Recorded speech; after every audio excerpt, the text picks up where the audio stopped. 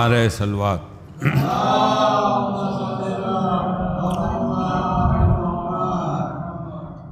ناظرین شیعہ عزاداری، حاضرین مجلس، غم حسین ایک ایسا غم ہے جو دنیا کے ہر غم کا مداوا ہے۔ بنابری مرحومہ انور سلطان زیدی بنت حسنین علی خان یہ مجلس برائے ایصال ثواب منعقد کی گئی ہے۔ اس مجلس کو انشاءاللہ خطاب فرمائیں گے عالی جناب الحاج مولانا محمد محسن صاحب قبلہ۔ آپ تمام حضرات سے التماس ہے کہ ایک بار سورہ حمد اور 3 بار سورہ قل واللہ کی تلاوت کر کے مرحومہ انور سلطانہ زیدی بنت حسنین علی خان کی روح کو ایصال فرما دیں۔ اعوذ باللہ من الشیطان الرجیم، بسم اللہ الحمدللہ۔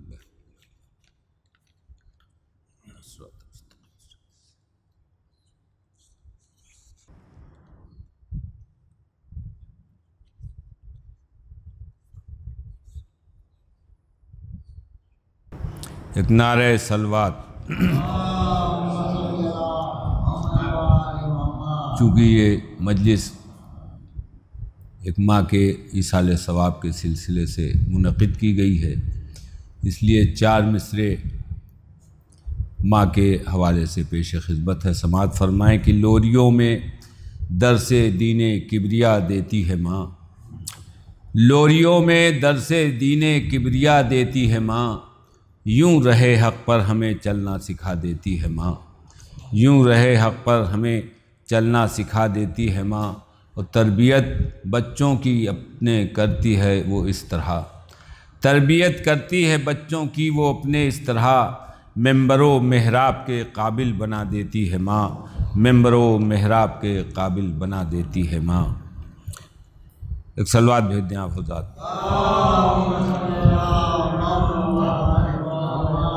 سلام کے چند اشعار پیش خدمت ہیں، سماعت فرمائیں کہ لائے ہیں اپنے اشکوں سے دامن بھرا ہوا، لائے ہیں اپنے اشکوں سے دامن بھرا ہوا، یا رب بتا کیا اجر رسالت ادا ہوا، یا رب بتا کیا اجر رسالت ادا ہوا۔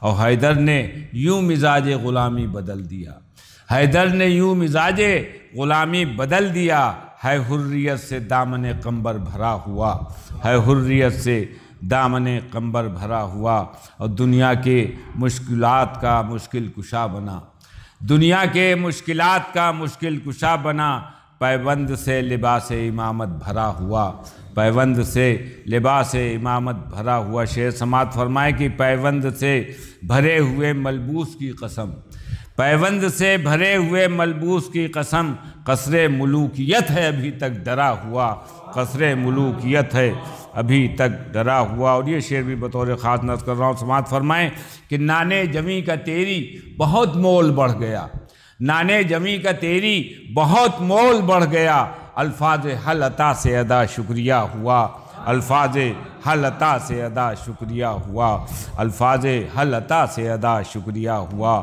اور فضا شریک سورہ انسان بن گئی، فضا شریک سورہ انسان بن گئی، حبشی کنیز پر کرم سیدہ ہوا، حبشی کنیز پر کرم سیدہ ہوا۔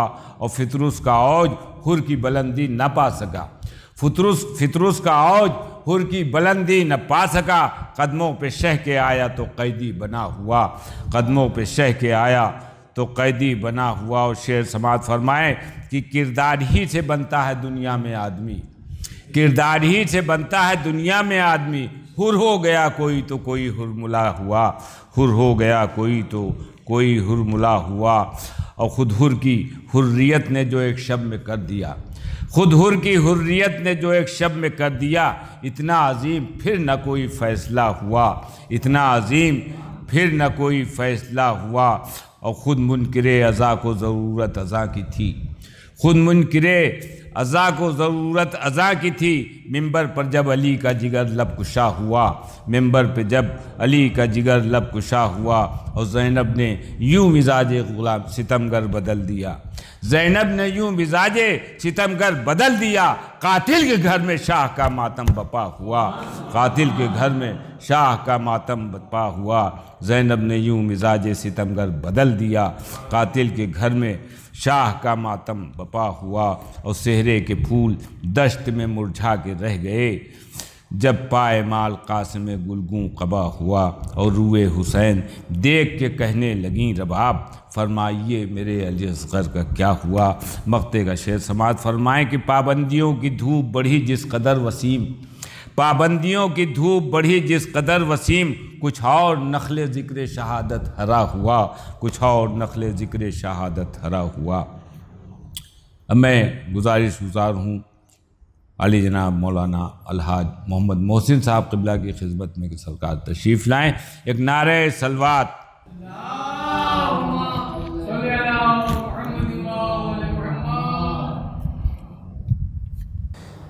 شیعہ واداری چینل کے ناظرین اور تمام موجودہ مومنین سے التماس ہے کہ وہ ایک مرتبہ سورہ الحمد اور سورہ توحید کی تلاوت کر کے مرحومہ انور سلطانہ بنت حسن علی خاں مرحوم کے نام ایصال فرما دیں۔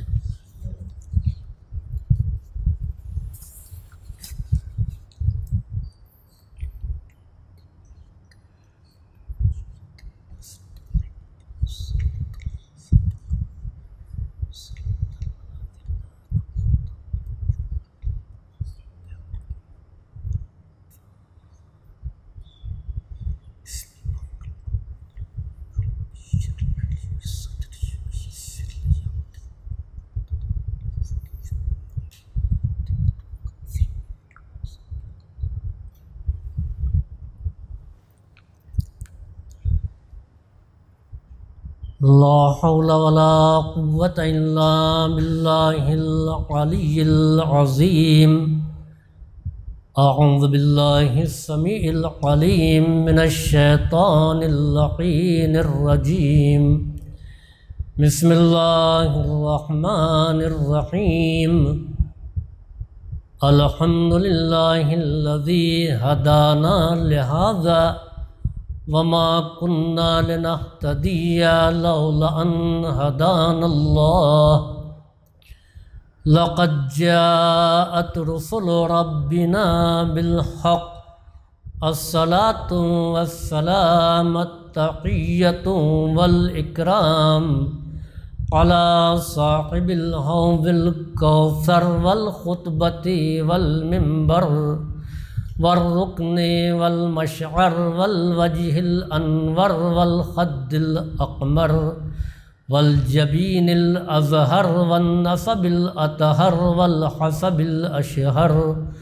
صاحب الفضل والعطاء والجود والسخاء والنور والضياء، العبد المؤيد والرسول المسدد، مولانا بالقاسم محمد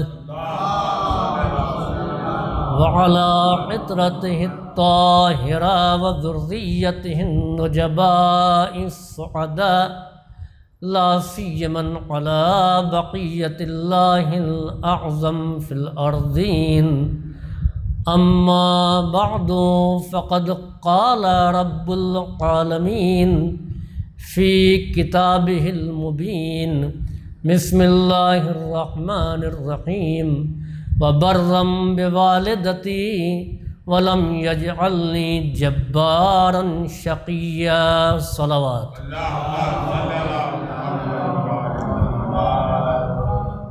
اس بزم ہستی میں پیدا ہونے والا ہر انسان اپنے وجود کے لیے ماں اور باپ دونوں کا محتاج ہے۔ صرف ابتدائے آفرینش میں دو شخصیتیں ایسی تھیں جن کو اللہ نے ماں باپ سے بے نیاز بنا کر پیدا کیا، ایک حضرت آدم اور دوسرے جناب حوا۔ جس طرح سے اللہ نے آدم کو بغیر ماں باپ کے پیدا کیا، اسی طریقے سے حوا کو بھی بغیر ماں باپ کے پیدا کیا۔ دونوں کا وجود مستقل تھا، دونوں اپنے وجود میں ایک دوسرے کے محتاج نہیں تھے، اور یہاں سے کاروان بشریت کا آغاز ہوتا ہے۔ اب اس کے بعد اس دنیا میں قدم رکھنے والا ہر بشر اپنے وجود کے لیے ماں اور باپ دونوں کا محتاج قرار پایا۔ یہ سلسلہ آگے بڑھتا رہا، انبیاء اور مرسلین پیدا ہوتے رہے، نسل آدم بڑھتی رہی، پھلتی اور پھولتی رہی، یہاں تک کہ جناب عیسیٰ نے اس کائنات میں قدم رکھا۔ لیکن جناب عیسیٰ اس کاروان انسانیت میں واحد وہ ہستی ہے کہ جن کو اللہ نے بغیر باپ کے پیدا کیا، یعنی عیسیٰ اپنے وجود میں اپنے باپ کے محتاج نہیں تھے، لیکن اللہ نے ان کو ماں کا محتاج بنایا، ماں سے بے نیاز نہیں رکھا۔ یعنی عیسیٰ کو بغیر باپ کے تو پیدا کیا، لیکن بغیر ماں کے نہیں پیدا کیا۔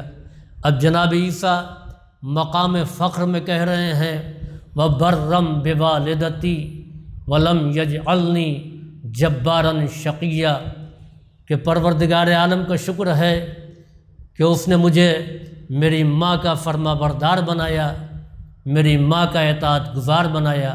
وَلَمْ يَجْعَلْنِي جَبَّارًا شَقِيًّا، نہ مجھے جبار بنایا نہ مجھے شقی بنایا۔ ایک طرف اپنے اطاعت گزار ہونے کا اعلان کر رہے ہیں اور دوسری طرف اس بات کا بھی اعلان کر رہے ہیں کہ شکر ہے اس پروردگار کا کہ میں جبار اور شقی نہیں ہوں۔ تو اس کے معنی یہ ہے کہ ماں کی اطاعت نہ کرنے والا انسان یا جبار ہوگا یا شقی ہوگا۔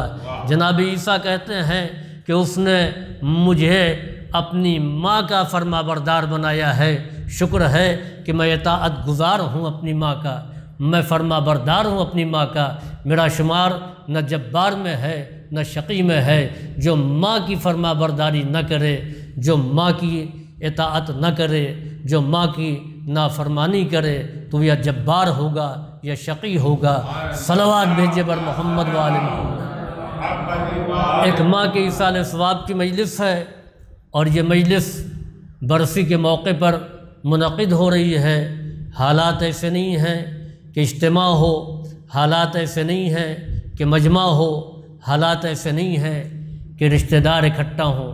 کچھ باتیں ماں سے متعلق عرض کرنا ہے تاکہ مرحومہ کے لیے یہ ایصال ثواب بھی ہو جائے، اور اگر کوئی اس پر عمل کر لے تو یہ بہترین زاد آخرت بھی ہے۔ پیغمبر اسلام صلی اللہ علیہ وآلہ وسلم کے پاس ایک شخص آیا، اس نے کہا یا رسول اللہ میں نیکی کرنا چاہتا ہوں، آپ کسی افضل ترین نیکی کا حوالہ مجھے دیں کہ تاکہ میں اس نیکی کو کر کے مطمئن ہو جاؤں۔ تو پیغمبر نے کہا امک، اگر تم کو نیکی کرنا ہے تو اپنی ماں کے ساتھ تم نیکی کرنا۔ اس نے دوبارہ پھر نبی کریم سے یہی سوال کیا یا رسول اللہ میں اپنی ماں کے ساتھ، یا رسول اللہ میں چاہتا ہوں کہ کار خیر کروں، آپ مجھے کوئی کار خیر بتائیے۔ پیغمبر نے کہا امک، اپنی ماں کے ساتھ تم نیکی کرو۔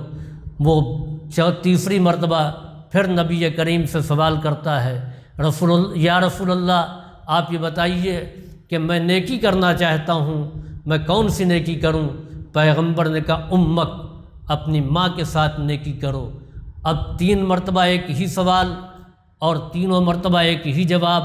جب پیغمبر ایک سوال کا 3 مرتبہ جواب دے چکے تو اس کو خاموش ہو جانا چاہیے تھا، اس کو آگے سوال نہیں کرنا چاہیے تھا۔ اس نے چوتھی مرتبہ پھر نبی کریم سے پوچھا اللہ کے رسول یہ بتائیے کہ میں عمل خیر کرنا چاہتا ہوں، میں کون سا عمل کروں؟ تو اب پیغمبر نے پہلے والا جواب نہیں دیا، سوال پہلے والا ہے لیکن جواب بدل گیا۔ پیغمبر نے کہا اباک، اپنے باپ کے ساتھ نیکی کر، اپنے باپ کے ساتھ نیکی کر۔ سوال یہ پیدا ہوتا ہے کہ یا تو پہلی ہی مرتبہ وہ خاموش ہو جاتا اور یا پیغمبر چوتھی مرتبہ بھی کہتے کہ اپنی ماں کے ساتھ تم نیکی کرو، اپنی ماں کے ساتھ حسن سلوک کرو، یا پیغمبر اسی پر اکتفا کرتے، باپ کا ذکر نہ کرتے، تو میں سمجھتا کہ شاید شریعت نے ماں کا حق رکھا ہے، باپ کا حق نہیں ہے۔ لیکن باپ کا ذکر کرنا اس بات کی دلیل ہے کہ جس طریقے سے شریعت میں ماں کا حق ہے ویسے باپ کا حق ہے، لیکن فرق یہ ہے کہ ماں کے لیے پیغمبر نے 3 مرتبہ کہا اور باپ کے لیے 1 مرتبہ کہا، تو اس کے معنی یہ ہیں کہ جتنا باپ کا حق ہے اس سے 3 گنا زیادہ ماں کا حق ہے۔ صلوات بھیجیے بر محمد وآل محمد۔ ماں کی عظمت کے لیے یہ واقعہ کافی ہے کہ نبی کریم کے پاس ایک شخص آیا، اس نے کہا اللہ کے رسول میں نے ایک نذر مانی ہے، میں نے ایک منت مانی ہے، اور وہ نذر یہ ہے کہ میں جنت کی چوکھٹ کا بوسہ دوں گا اگر ہمارا یہ کام ہو جائے گا۔ نبی کریم کے پاس آنے والا شخص نبی کریم سے یہ سوال کرتا ہے، ہم اور آپ ہوتے تو اس کو ڈانٹ دیتے، خبردار ایسی نذر جو تمہارے امکان میں نہیں ہے وہ نذر تم کو نہیں ماننا چاہیے۔ بڑے آئے ہیں جنت کی چوکھٹ کا بوسہ دینے والے، کیا خواب میں بھی جنت دیکھا ہے؟ نبی رحمت ہیں، وہ اس قسم کا جواب نہیں دے سکتے۔ پیغمبر نے سمجھایا کہ تم کو اس قسم کی نذر نہیں ماننا چاہیے کہ جس کو تم پوری نہ کر سکو۔ یاد رکھیں اسلام میں نذر کی بے پناہ اہمیت ہے کہ جب ہم نے اگر کوئی منت مانی ہے، نذر مانا ہے، تو اس کو ادا کرنا، پورا کرنا واجب ہے۔ پیغمبر نے کہا تم جنت کی چوکھٹ کا بوسہ تو اس دنیا میں نہیں دے سکتے ہو، ایسا کرو جاؤ اور جا کر کے ماں کے قدموں کا بوسہ دے دو تاکہ تمہاری نذر پوری ہو جائے۔ پیغمبر کے سامنے وہ خاموشی سے ہاتھ کو جوڑے ہوئے کھڑا ہوا ہے، اب تو جاؤ، نبی کریم نے تمہاری مشکل کا حل بتا دیا، جا کے ماں کے قدموں کا بوسہ دے دو، تمہاری نذر پوری ہو جائے۔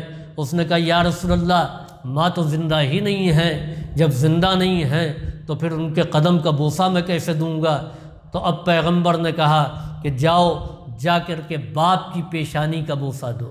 عزیزوں، ماں کے قدموں کے بوسے کے لیے پیغمبر نے حکم دیا، باپ کی پیشانی کے بوسے کے لیے پیغمبر نے کہا۔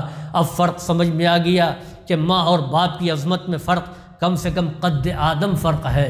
جو جگہ ماں کے قدموں کی ہے وہ جگہ باپ کی پیشانی کی ہے۔ اس نے کہا اللہ کے رسول باپ کا بھی انتقال ہو گیا ہے، وہ بھی اس دنیا میں نہیں ہے، نہ مجھے ماں کے قدم ملنے والے ہیں نہ باپ کی پیشانی مجھے ملے گی، اب میں کیا کروں؟ پیغمبر اسلام نے کہا کہ تم قبروں پر جاؤ، ماں کے پایتی بوسہ دینا، باپ کے سرہانے بوسہ دینا۔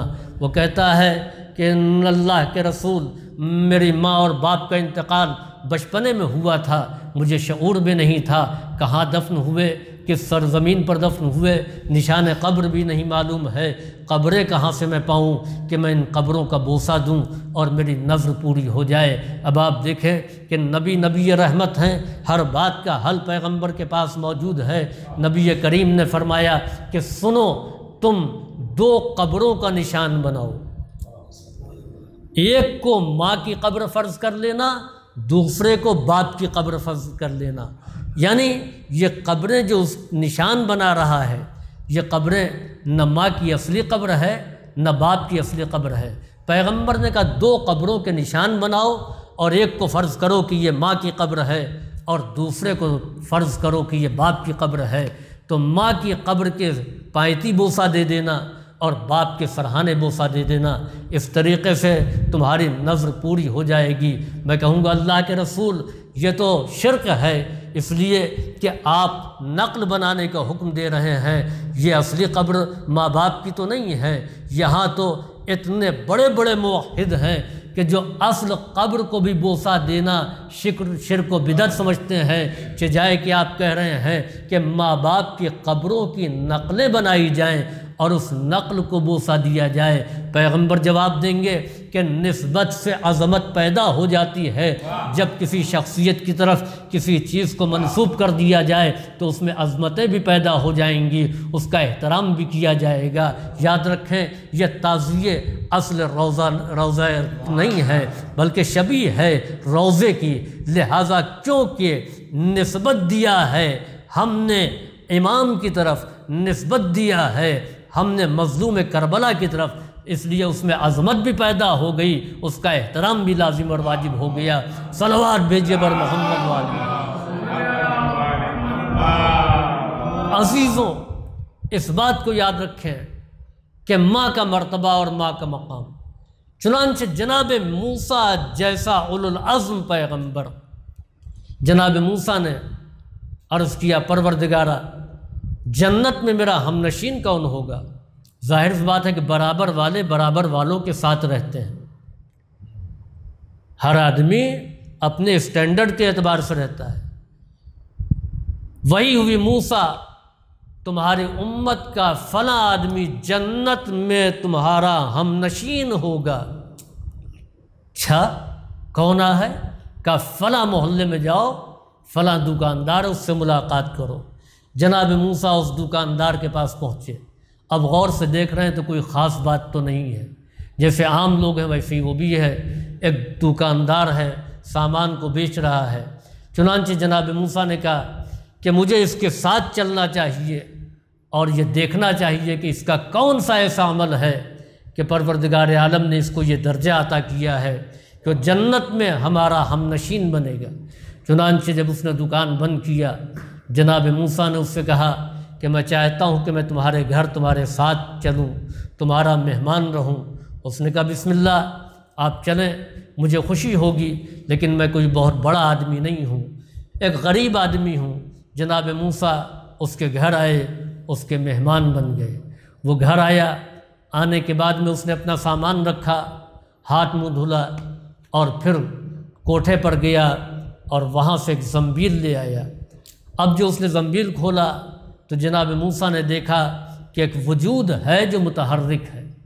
جناب موسیٰ نے غور سے دیکھا تو معلوم یہ ہوا کہ کوئی ضعیفہ ہے جو وہاں پر ہے۔ اس نے بڑے ہی اہتمام کے ساتھ اس کو وہاں سے نکالا اور لے جا کر کے ہاتھ منہ دھلایا، منہ کو پوچھا اور سہارا دے کر کے بٹھالا، پھر کھانا لے کر کے آیا، اس کو اپنے ہاتھوں سے لقمہ بنا بنا کر کے کھلایا۔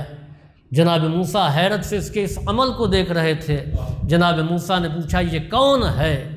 اس نے جواب دیا کہ یہ میری ماں ہے، میرے پاس رقم نہیں کہ میں ملازم رکھ سکوں، میں اپنی ماں کی خود خدمت کرتا ہوں، نہلاتا اور دھلاتا ہوں، میں ان کے لباس تبدیل کرتا ہوں، اپنے ہاتھوں سے ان کو کھلاتا ہوں، ان کے راحت و آرام کی خبر، میں ان کی راحت اور آرام کا خیال رکھتا ہوں، رات و دن انہی کے بارے میں سوچتا رہتا ہوں، میں نہیں چاہتا کہ میری ماں کو ذرا سے بھی اذیت ہو۔ چنانچہ جناب موسیٰ نے کہا کہ تمہاری ماں کچھ کہہ رہی تھی جو میری سمجھ میں نہیں آیا کیا کہنا چاہتی ہے۔ اس نے کہا کہ میری ماں مجھے دعا دے رہی ہے۔ کہ وہ دعا کیا ہے؟ کہ میری ماں کہہ رہی کہ جزاک اللہ خیرا جعلک اللہ من جلیس موسیٰ، اللہ تم کو بہترین جزا دے، اللہ تم کو موسیٰ جیسے نبی کا ہم نشین قرار دے۔ جناب موسیٰ نے کہا کہ پروردگار عالم نے تمہاری ماں کی دعا کو قبول کر لیا۔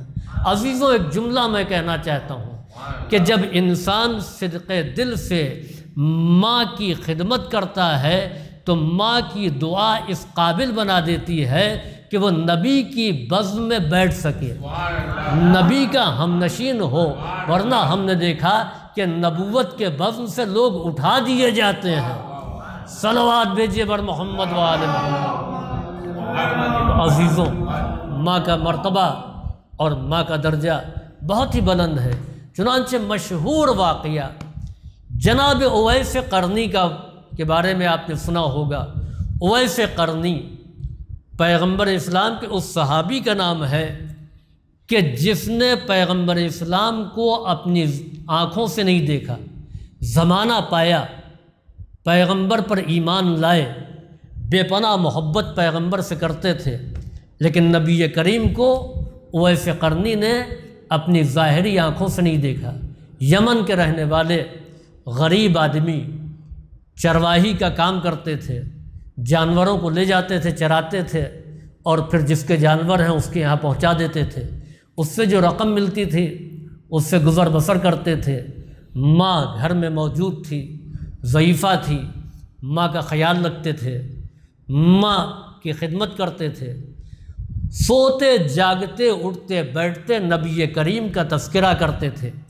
ماں نے ایک دن کہا کہ تم جس نبی پر ایمان لائے ہو اس نبی کو تم نے دیکھا نہیں ہے، ہر وقت ان کا ذکر کرتے ہو، کیا تم ان کو بہت چاہتے ہو؟ کیا تم ان سے بہت محبت کرتے ہو؟ تو جناب اویس قرنی نے جواب دیا، روئے زمین میں ان سے زیادہ میری نگاہ میں کوئی محبوب نہیں ہے، ان سے زیادہ میں کسی کو چاہتا نہیں۔ تو ماں نے کہا تو پھر مدینے چلے جاؤ، جا کر کے ان سے ملاقات کر لو، ان کو دیکھ لو، بغیر دیکھے جب اتنی محبت کرتے ہو تو دیکھنے کے بعد محبت میں اور اضافہ ہوگا۔ اویس قرنی نے جواب دیا، مادر گرامی میرا دل تو بہت چاہتا ہے، لیکن آپ کا خیال آتا ہے، آپ کی خدمت کون کرے گا؟ یہ جانور جو پلے ہوئے ان کو کون دیکھے گا؟ میں جو روزانہ کما کر کے لاتا ہوں اس سے گھر کا خرچہ چلتا ہے۔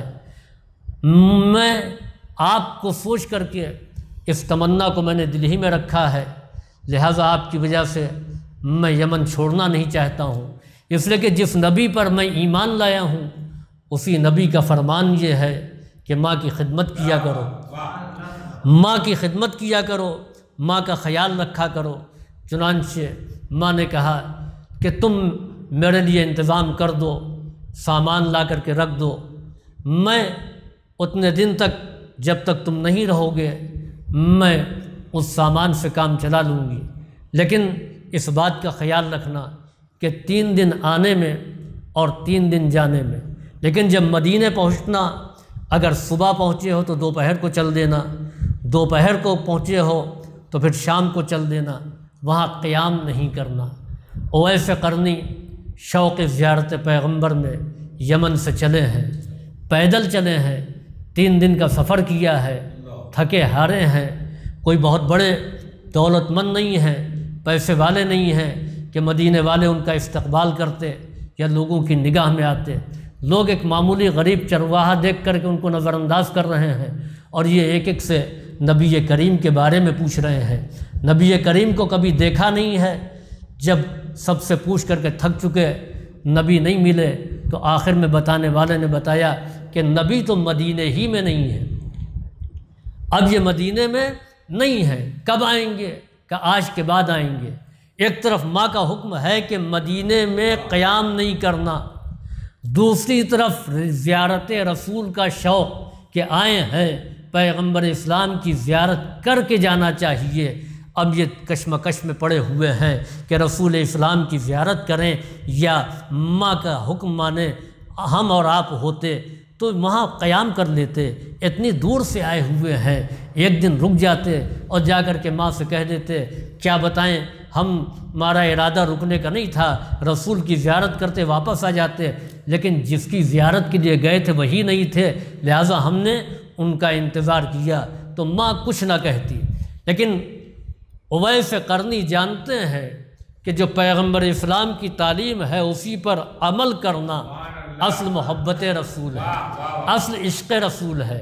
اب یہ مشکل میں ہیں، ایک طرف ماں نے کہا قیام نہ کرنا اور دوسری طرف رسول کی زیارت کے بغیر چلے جائیں، کس سے پوچھیں، کون بتائے؟ وہ ملا کہ جو کائنات کا مشکل کشا تھا۔ چنانچہ امیر المومنین سے ملاقات ہوئی کہ یا علی آپ میری مشکل کو حل کریں۔ عزیزوں، اویس قرنی کہتے ہیں یا علی آپ میری مدد کیجئے، مجھے آپ کی مدد کی ضرورت ہے۔ ہم یہ سمجھتے ہیں کہ دولت سے مدد کر دیا ہے، کسی چیز سے مدد کر دیا ہے، نہیں، دینی مسئلے کو حل کر دینا سب سے بڑی مدد ہے کہ آپ دین کے سلسلے میں سوال کریں اور اس مسئلے کو کوئی حل کر دے، یہ بہت بڑی مدد ہے۔ چنانچہ اویس قرنی نے کہا کہ امیر المومنین علی بن ابی طالب سے کہ میں رسول اللہ کی زیارت کے لیے آیا تھا، رسول مدینے میں موجود نہیں ہے، ماں نے کہا تھا قیام نہ کرنا، آپ یہ بتائیے کہ میں زیارت رسول کے لیے رکوں یا ماں کے حکم پر عمل کرتے ہوئے مدینے سے واپس چلا جاؤں؟ امیر المومنین علی بن ابی طالب علیہ السلام نے جواب دیا، آپ نے فرمایا کہ سنو، ماں کا حکم ماننا واجب ہے، ماں کی اطاعت واجب ہے اور رسول کی زیارت مستحب ہے۔ یاد رکھو کہ جب واجب اور مستحب میں ٹکراؤ ہو جائے تو واجب پر عمل کرنا، مستحب کو چھوڑ دینا۔ امیر المومنین نے ایک معیار پیش کر دیا کہ اگر تم اہل بیت کے چاہنے والے ہو، اہل بیت کے ماننے والے ہو، اگر تم رسول کے سچے عاشق ہو، تو یاد رکھو کہ جب بھی واجب اور مستحب میں ٹکراؤ ہو تو واجب پر عمل کرنا، چاہے مستحب چھوٹ جائے۔ اذا اضرت النوافل بالفرائض فارفضوها، اگر مستحبات واجبات کو نقصان پہنچانے لگ جائیں تو مستحبات کو چھوڑ دینا چاہیے۔ چنانچہ امیر المومنین نے مسئلے کا حل بتایا۔ اویس قرنی پیغمبر اسلام سے ملاقات کیے بغیر وہاں سے واپس چلے گئے۔ نبی کریم دوسرے دن جب مدینے آئے تو آپ نے کہا کہ میں یمن سے اپنے زائر کی خوشبو محسوس کر رہا ہوں۔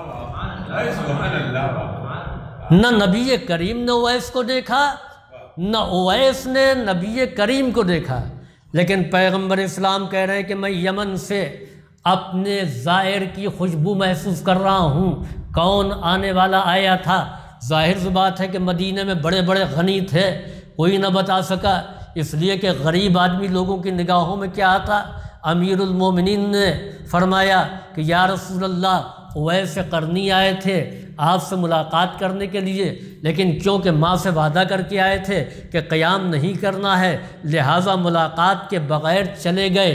تو عزیزوں، ماں کی خدمت انسان کے کردار میں ایسی خوشبو پیدا کرتی ہے کہ پیغمبر اس کے نہ ہونے کے باوجود اس خوشبو کا احساس کر لیتے ہیں۔ صلوات بھیجیے بر محمد و آل محمد۔ نبی کریم اس خوشبو کو محسوس کر لیتے ہیں، اس کا احساس کر لیتے ہیں۔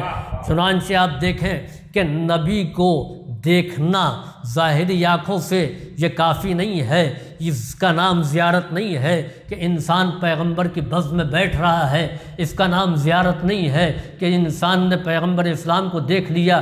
اگر دیکھ لینے والا زائر کہلاتا تو ابو لہب بھی زائر تھا، ابو جہل بھی زائر تھا، نہیں، بلکہ معرفت کی نگاہوں سے دیکھنا اور سیرت پیغمبر پر عمل کرنا، یہی ہے سچی محبت رسول سے بھی، اور یہی ہے سچی محبت اہل بیت علیہم السلام سے بھی۔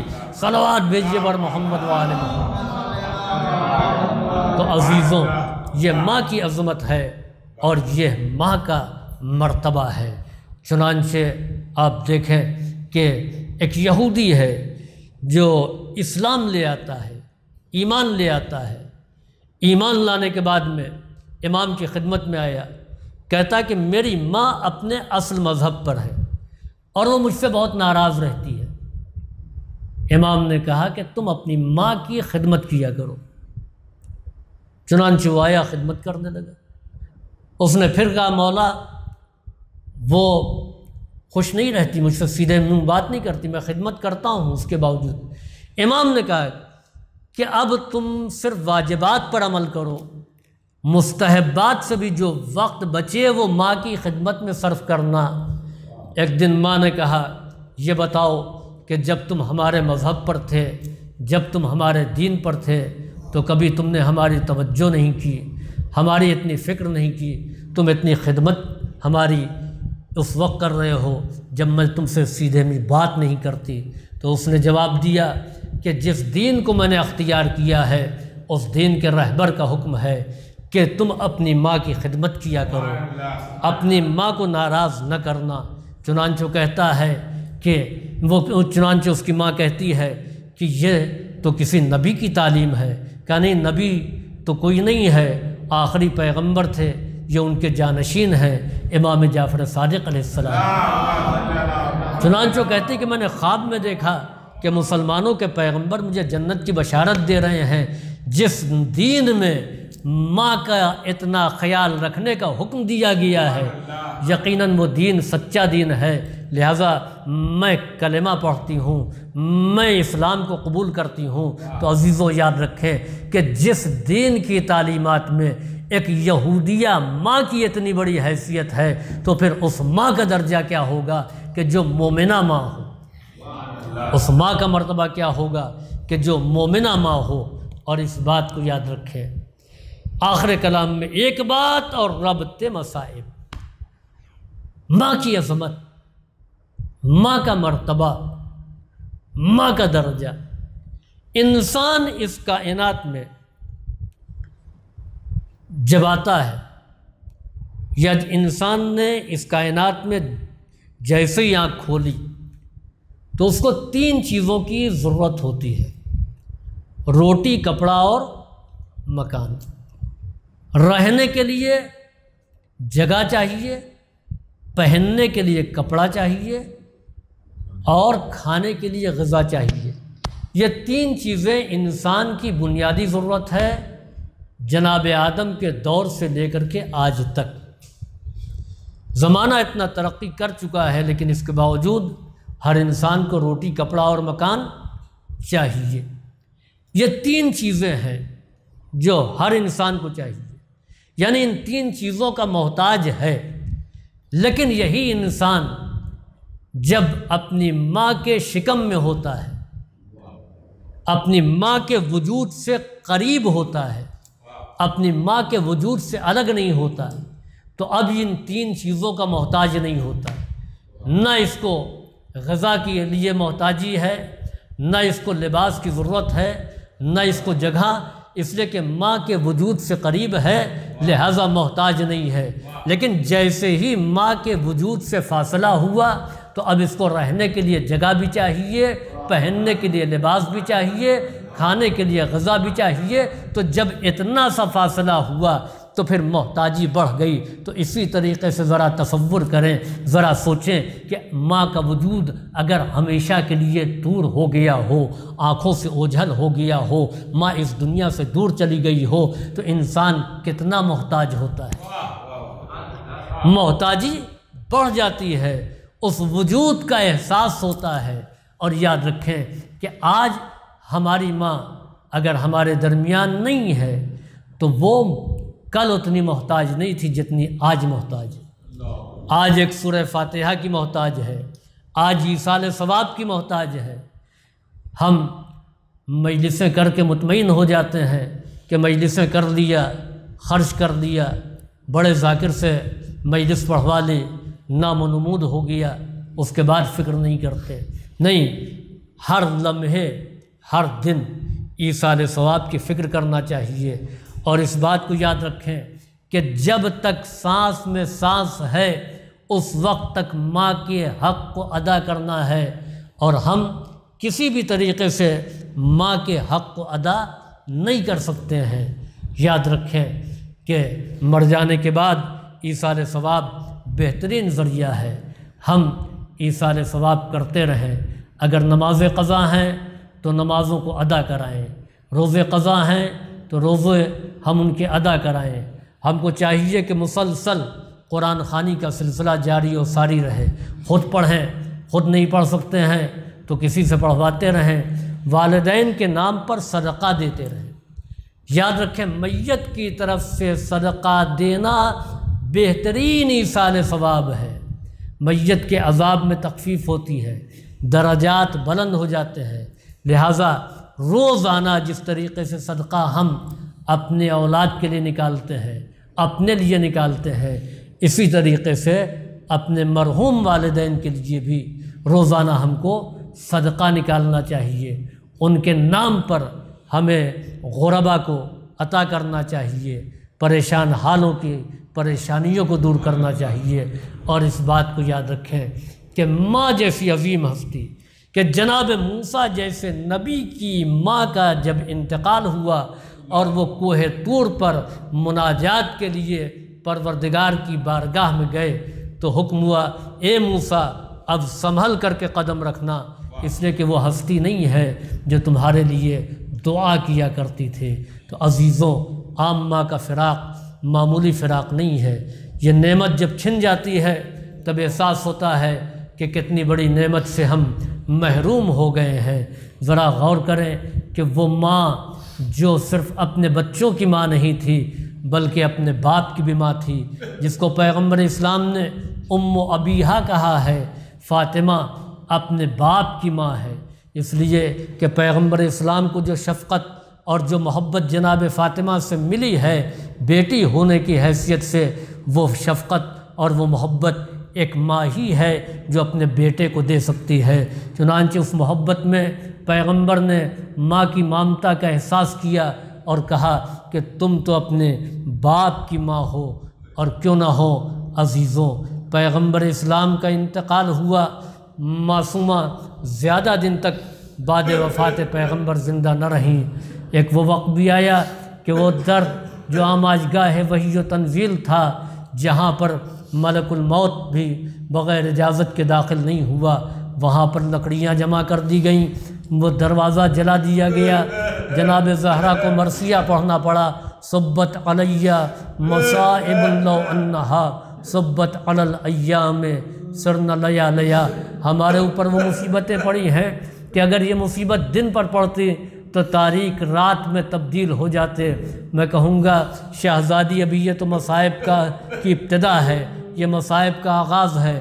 ہم نے دیکھا کہ یہ ابتدا ہے جو مدینے میں ہوئی تھی، یہاں پر ہم نے دروازہ جلتے ہوئے دیکھا، کربلا میں خیمے جلتے ہوئے دیکھے، یہاں پر ہم نے ایک محسن کا لاشا دیکھا، کربلا میں 72 لاشیں دیکھیں، یہاں فاطمہ کی پسلیاں شکستہ تھیں، وہاں زینب ام کلثوم ملول اور رنجور تازیانے کھا رہی تھیں، یہاں امیر المومنین کے گلے میں ریسمان ظلم باندھ دی گئی تھی، وہاں امام سجاد کے ہاتھوں میں ہتکڑیاں تھیں، پاؤں میں بیڑیاں تھیں۔ عزیزوں، کربلا کی کیسی مائیں تھیں کہ جن کی آغوش کی گرمی ابھی باقی تھی۔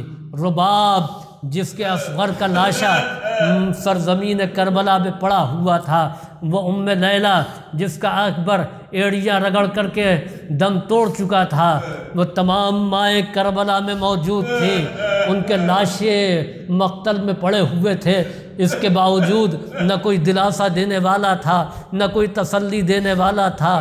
جب یہ مقتل میں آواز گونجی کہ قد قتل الحسین، حسین قتل کر دیے گئے، فاطمہ عالم انوار سے فریاد کر رہی تھی، یہ کہہ رہی تھی کہ اے عرض کربلا میرا بچہ ہے بے گناہ، اے شمر بے حیا میرا بچہ ہے بے گناہ۔ آفتاب لرز کر کے خاموش ہو گیا، زمین کربلا ہل کر کے ٹھہر گئی۔ اب تو استحکام ہونا چاہیے تھا نا، اب تو امام کا سر نو کے نیزہ پر ہے، نہیں، اس کے باوجود ظالم یہاں پر نہیں رکے، بلکہ نال بندی کی گئی، مشعلیں ہاتھوں میں لے کر کے آگے بڑھے، خیام میں آگ لگا دی گئی۔ پہلے خیموں میں اشقیہ درانہ داخل ہو گئے، ہائے عباس موجود ہوتے تو کس کی مجال تھی جو خیمے کے قریب آتا، اگر قاسم موجود ہوتے تو کس میں ہمت تھی جو خیمے کے قریب آتا، اگر حسین موجود ہوتے تو کس کی مجال تھی جو خیمے کے قریب آتا۔ اب یہ خیمے کے اندر درانہ آ جانا اس بات کی دلیل ہے کہ حسین شہید ہو چکے، عباس مارے گئے، علی اکبر و قاسم نہیں رہے، اب سیدانیوں کے سروں سے چادریں چھینی جا رہی ہیں، اسباب و سامان کو لوٹا جا رہا ہے۔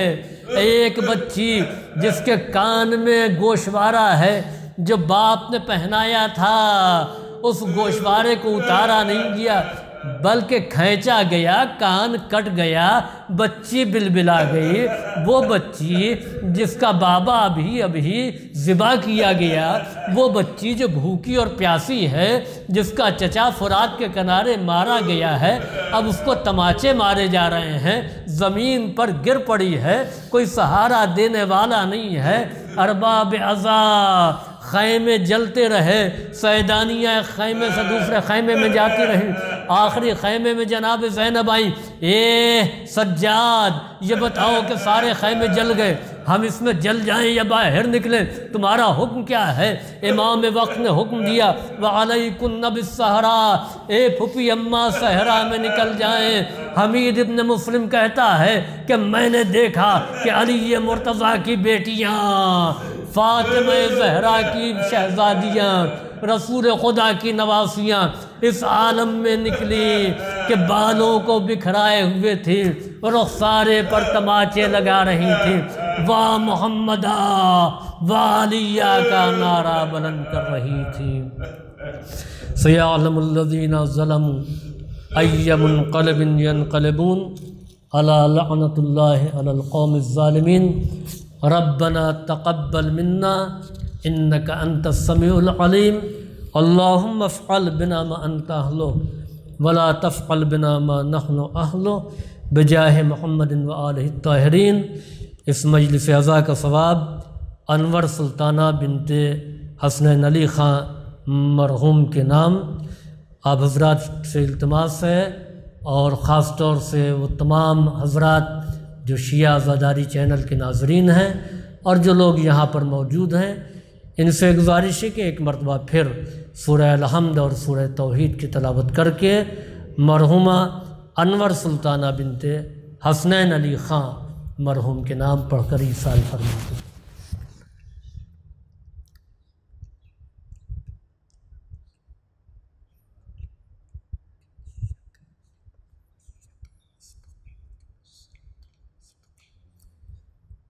شیعہ عزاداری، پیغام اہل بیت کو پہنچانے کا راستہ۔